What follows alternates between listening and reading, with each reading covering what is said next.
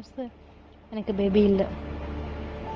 இப்போ கல்யாணம் ஆகி ஒரு 2 இயர்ஸ்க்கு அப்புறம் நான் ட்ரீட்மெண்ட் ஸ்டார்ட் பண்ணேன். அப்போ வந்து எனக்கு பிசிஓடி இருக்குது, கருமுட்டையோட வளர்ச்சி வந்து கம்மியாக இருக்குது அப்படின்னு நான் தெரிஞ்சுக்கிட்டேன்.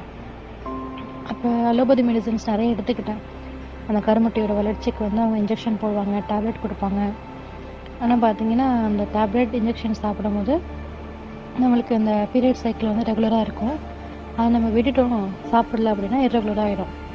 இதே மாதிரியே நான் ஒரு 4-5 இயர்ஸ் வந்து தொடர்ந்து அலோபதி மெடிசன்ஸ் எடுத்துக்கிட்டேன். எனக்கு வந்து நல்ல ரிசல்ட் வந்து கிடைக்கல. அதை எடுத்துக்கும் போது பீரியட்ஸ் வரும், அதை ஸ்டாப் பண்ணிட்டா இர்ரெகுலர் ஆகிடும். இதே மாதிரி தான் இருந்துச்சு.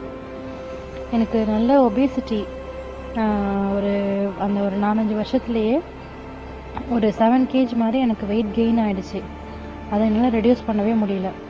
அப்புறம் ரொம்ப மனசு டிப்ரெஷனு, மன கஷ்டம், நிறைய ப்ராப்ளம் வந்து மனசால் ஃபேஸ் பண்ணேன்.